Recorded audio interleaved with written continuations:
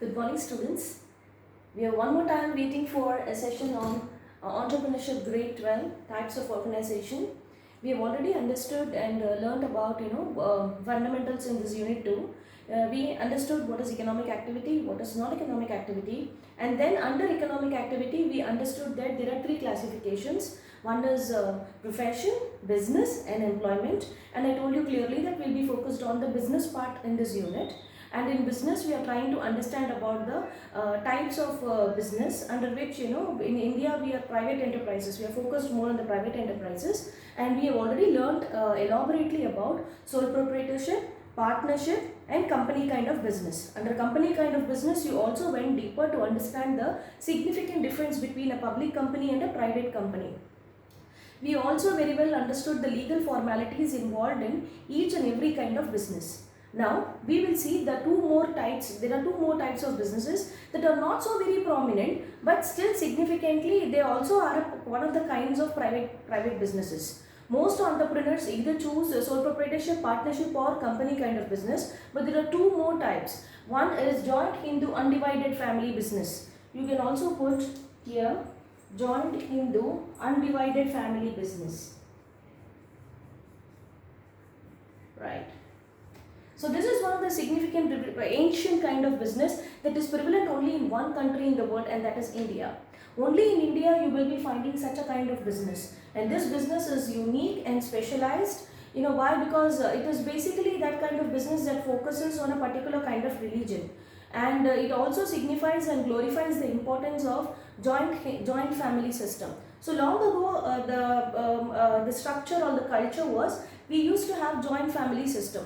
Now this joint Hindu family business is prevalent only in India, which we understood, and we also understood that since all the legal framework in the country critically came after the British rule, the laws governing to joint Hindu family are given under the Hindu law. It is not given under our constitution, but it is given under the Hindu law. Right. So it clearly says what is joint Hindu family business. Joint Hindu family business is a family business where they clearly say that it is not a business, it is a family which consists of male linearly descended from a common ancestor and included their wives and unmarried children. See, we have to clarity on this. Here women are not prohibited, they are not involved in the business, right? And only the male members of the family, they participate in the business. Now what is a qualification is, first thing is you should be a male member of the family, and second thing is you should be having ancestral property.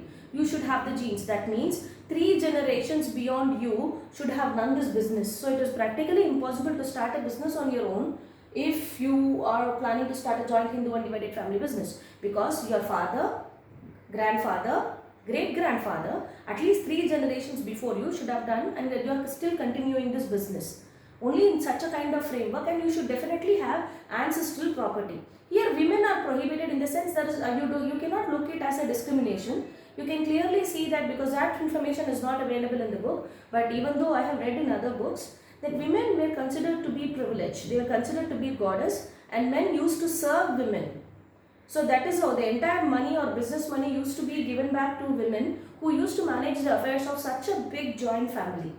Taking care of the family itself was a task, because there is no difference between the family and the business, right? So where it is given according to the Hindu law. Again, it is not considered to be a business, it is considered to be a family, and then which consists of male linearly descended from a common ancestor, only male members. Now the question you will ask is, what ma'am if we don't have male children only? See, first question is, if you put the permutation and combination, in olden days they used to have, every family used to have at least 10-15 children.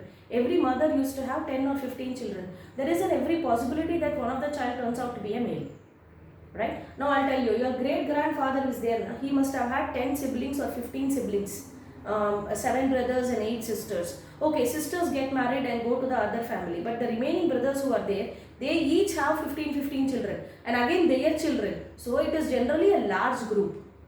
The family is a very large group, and just in case by chance there is no male child only, in that case you can adopt one, and then that male child only will do the business. Clear?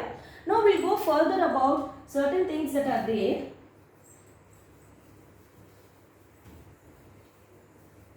The unique feature about this is only there in India, children, nowhere in the world. And it is a very oldest form of business organization. This comes under the umbrella of Hindu law. Clearly understand? It comes under the umbrella of Hindu law. It's unique and only in India. That's the speciality of it. It is only there in India. And one more thing that you should know is there are two important people, children. One is called the Karta.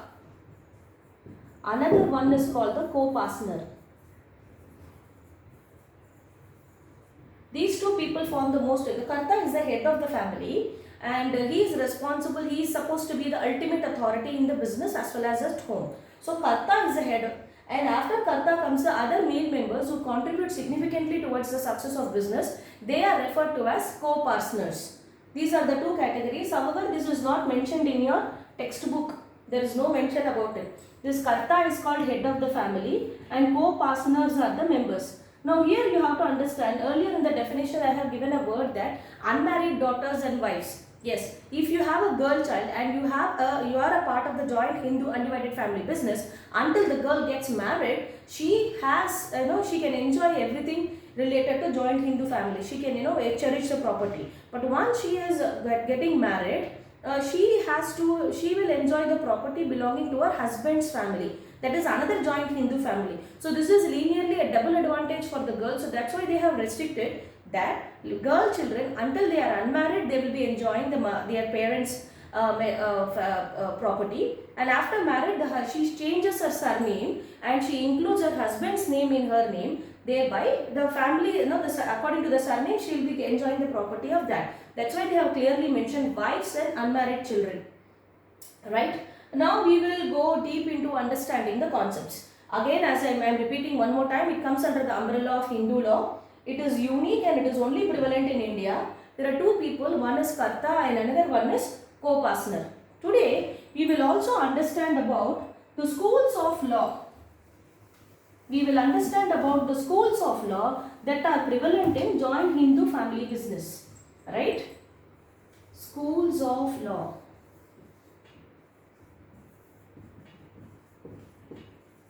There are two schools, children. One is called Daya Bhaga. Another one is called Mitakshara. These are Sanskrit words. As I told you, Sanskrit used to be the official language long ago. That's why all the terminologies that are related to joint Hindu family are also in Sanskrit. Right. Now we will try to understand Daya Bhaga. Daya Bhaga, schools of thoughts is types of joint Hindu family business. Right. Now Daya Bhaga was prevalent in West Bengal and Assam. However, when we talk about Mitakshara, it is prevalent in rest of the country, rest of India. Okay, under Daya Bhaga system, the son, that is the male member, acquires the property after death of Karta. That is his father.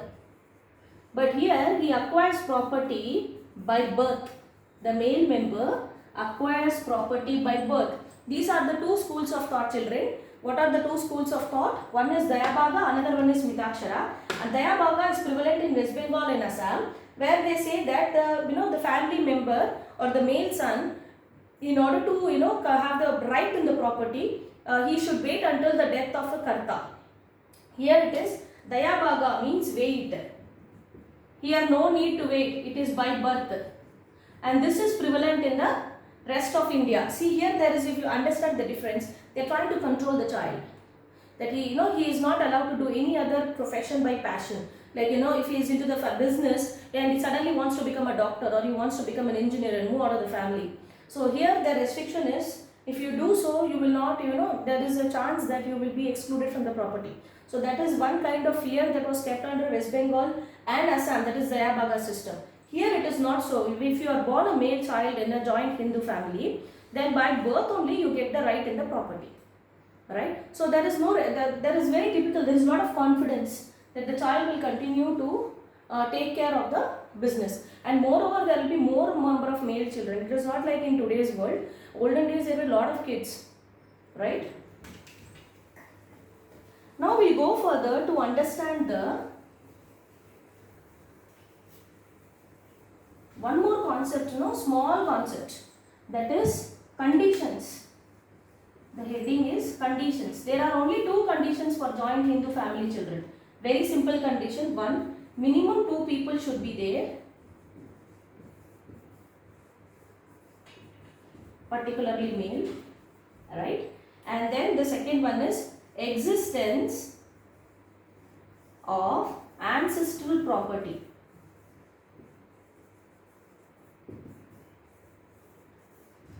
These two are very, very important, children. These two are the specific conditions related to joint Hindu family business. Condition number 1 is minimum 2 people should be there, and again existence of ancestral property. There should be some kind of property or evidence to show that belongs to your ancestor, with which you are going to continue the joint Hindu undivided family business. In exams you may also get JH, joint Hindu family business. JHFB means joint Hindu family business only. Now we will do a quick recap, children. Quickly we conclude the topic, whatever we have learned today. Today we understood that one of the primitive forms of doing business in our country is joint Hindu family business, and in this business there are two important people, Karta, co-partner. Karta is the head, co-partner is the male member.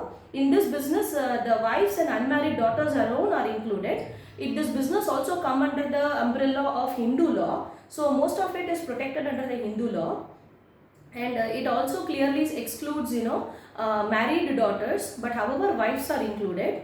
And in this there are two schools of thought, that is Dayabhaga and Mitakshara. Dayabhaga is there in West Bengal and Assam. Mitakshara is followed or practiced in rest of the country. Under Dayabhaga system that is there in West Bengal and Assam, it clearly says that the male member has to wait until the death of the Karta, but however in Mitakshara concept, by birth only the male child has a privilege or right in the property, right? And the conditions that are there is minimum 2 people should be there, and there should be an existence of ancestral property, right? With this I think you have understood little bit about the joint Hindu family business. In our next class we will see the legal formalities and few more conditions related to joint Hindu family business. Thank you and have a fantastic day.